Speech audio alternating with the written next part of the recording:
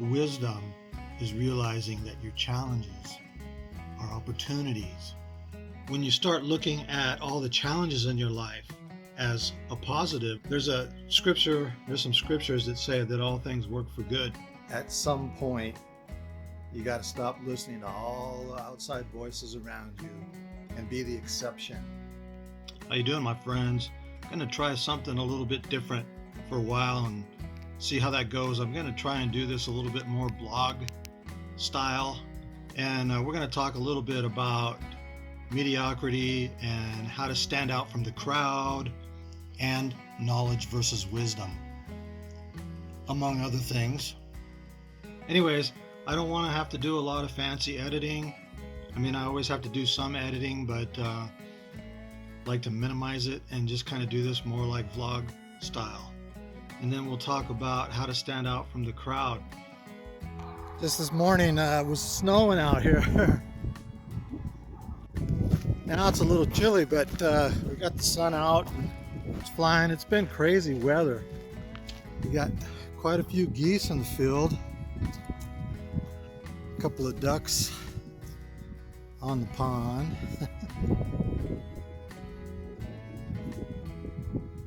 You can see them very well or not. Yeah, they're coming towards me now. I spent a lot of my life trying a lot of different things, seeking spirituality, who am I, why am I here, where am I going, that kind of thing.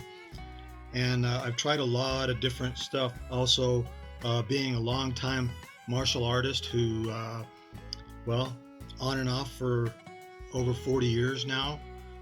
The same way, I've tried a lot of different exercise and eating programs and strength training, weightlifting, and here I am, 65 years old and out of shape and want to lose weight again and get in shape.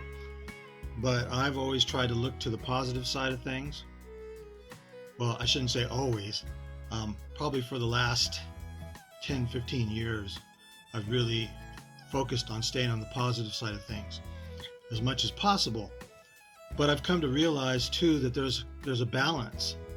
It's like a battery in a car. If you understand how the positive side and the negative side of a battery works, you got to have both. And the magic is what happens in between.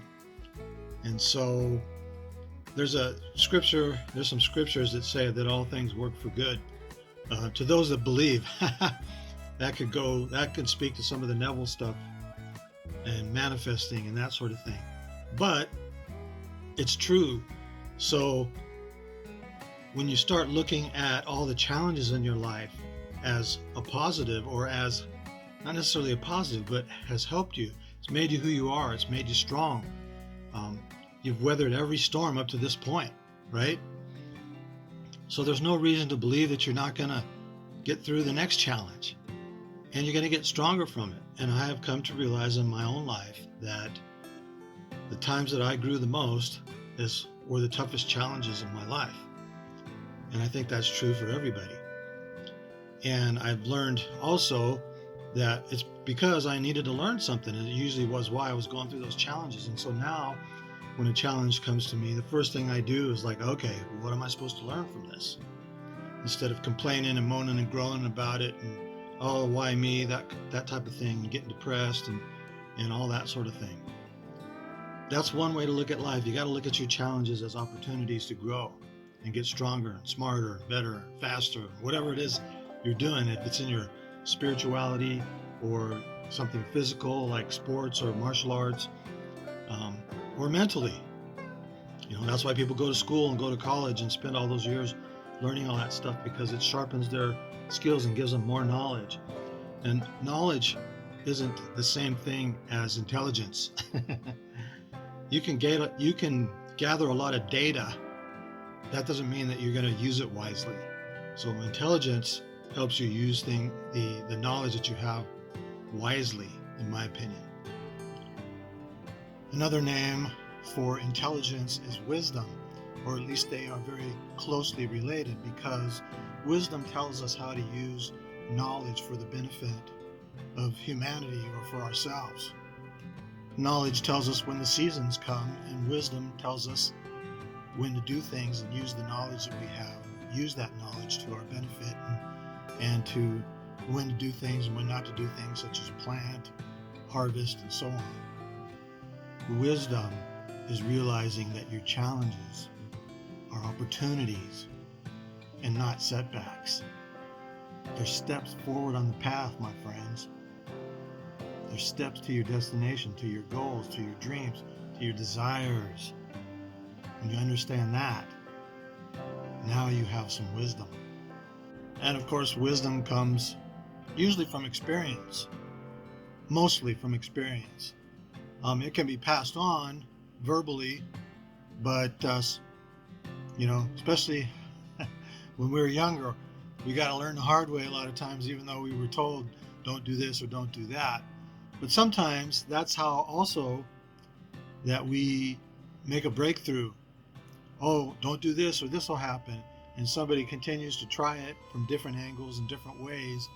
And all of a sudden they make a new breakthrough. It's, oh, that is possible if we do it a certain way. So something to think about. I think that's how most accomplishments are made, is going against the consensus or the general wisdom, as they say. So to stand out from the crowd, you got to be different. You got to do things differently. You got to stop listening to all the outside voices and go within and follow your heart, as they say sometimes, or your intuition. And sometimes people will do that and it doesn't work out how they expected. And so they go, oh, well, that doesn't work. That's not necessarily true. Sometimes when you follow your heart, or when you think you're following your heart, you're just following your emotions. When you're following your intuition or your heart, there's a knowing, there's an inner knowing that you're headed in the right direction. But you also have to be able to realize that it may not all play out like you expect, and accept the things that come the way they are, and look at them as just another step in the right direction towards your goal or your desire. Even if it doesn't look like it, even if it looks like it's doing the opposite, you have to accept those as a step to your destination. I know that seems counterintuitive, but where attention goes, energy flows. So instead of whining and complaining that it's not going the way you want it and how you should expect it or would think it should go, just accept what comes as, oh, this is just another step towards it.